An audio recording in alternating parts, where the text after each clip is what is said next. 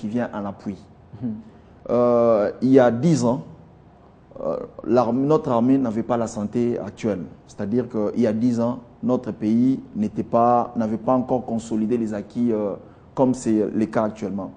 Il vous souviendra qu'on a mené des opérations contre les M23 sous la coordination tactique du président Kabila. Et la MONUSCO est venue en appui. Donc, ce sont les FARDC qui sont généralement en avant. Donc, par rapport à cette opération, peut-être que la MONUSCO s'est dit, par rapport à cette opération, étant donné qu'il y a un petit désaccord qui est justifié de leur côté, mais nous considérons que par rapport à la souveraineté que nous ne pouvons jamais vendre, parce que le président Kabila a toujours dit que les FARDC sont là pour sécuriser la nation. Alors, on ne peut pas sécuriser la nation tout en étant complaisant.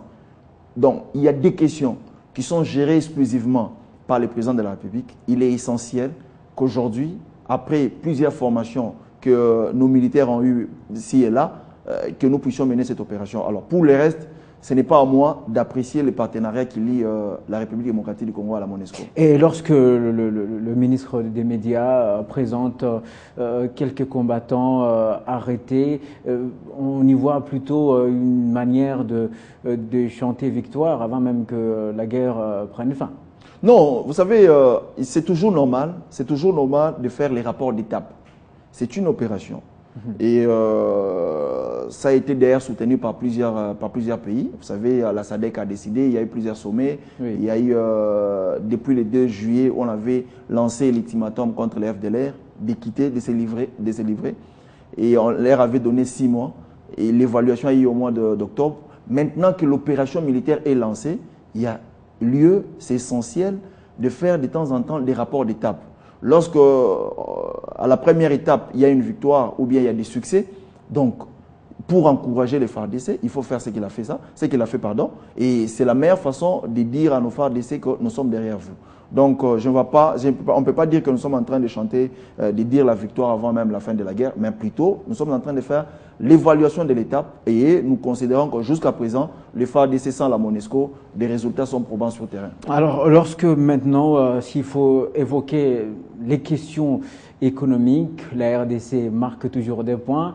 Récemment, on a eu un rapport du PNUD sur l'indice du développement humain RDC. La RDC gagne une place. Que dire finalement? Est-ce que le pays s'est finalement inscrit dans cette dynamique de l'émergence que le chef de l'État avait annoncé il y a quelques années? Vous savez, moi je suis un économiste de formation, je m'accroche aux faits. Depuis que le président Joseph Kabila est au pouvoir, au mois de juin 2001, vous savez, l'économie de notre pays était beaucoup critiquée par rapport au comportement du cadrage macroéconomique.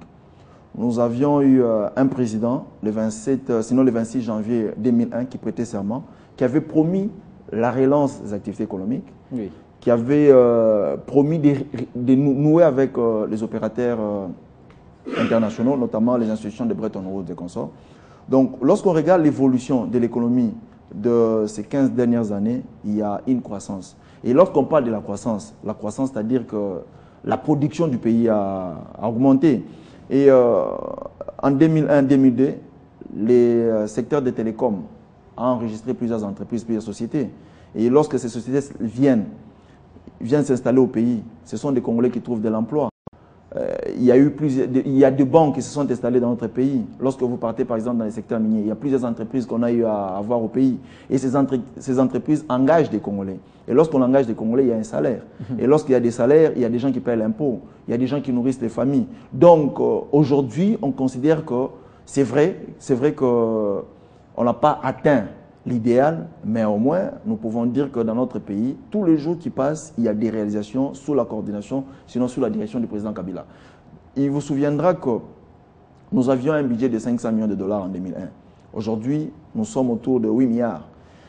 Tout le monde, sur le plan national et international, on reconnaît que notre croissance est effective. C'est vrai qu'elle n'est pas encore inclusive, c'est-à-dire qu'elle n'est pas encore à mesure de créer les emplois pour lesquels le peuple congolais a besoin pour qu'on puisse réduire substantiellement le chômage. Mais au moins, tous les jours qui passent, nous sommes en train de réaliser les exploits.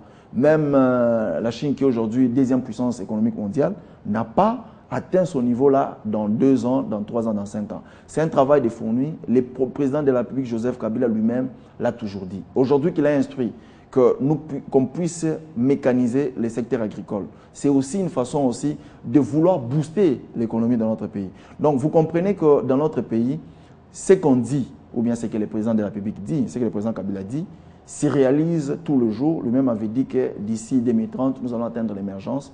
Et nous considérons qu'avec l'élan qu'il a pris, avec la détermination qu'il a de vouloir donner des directions qui vont dans le sens d'améliorer la santé économique de notre pays, nous allons atteindre. Aujourd'hui, lorsque vous analysez les cadrages macroéconomiques, lorsque vous regardez les PIB, la santé de notre PIB, elle est bonne. Lorsque vous prenez la croissance économique, lorsque vous prenez les taux de chômage, même si la courbe n'évolue pas dans le sens des attentes de la population, c'est vrai qu'il y a un écart entre les réalisations et les attentes de la population, mais au moins, il y a quelque chose qui s'est fait, il y a un effort qui s'est fait. Vous savez, pendant plus de 30 ans, notre pays a été systématiquement, l'économie de notre pays a été systématiquement détruite, mais avec le président Kabila, il y a des efforts considérables qui sont en train d'être faits pour que le peuple congolais puisse se jouir du potentiel fiscal et budgétaire de notre pays. Bien qu'une opinion fustige le fait que le pays n'a pratiquement rien fait de consistant dans le cadre des objectifs du millénaire pour le développement. Non, le problème c'est quoi? Le problème c'est que les gens doivent aussi... Parce que l'échéance c'est effectivement en 2015, nous y sommes. Non, le problème c'est quoi? Le problème c'est que les gens pensent que, en fait, pour les gens, du moins pour les gens qui sont à Kinshasa, ils pensent que la RDC c'est Kinshasa.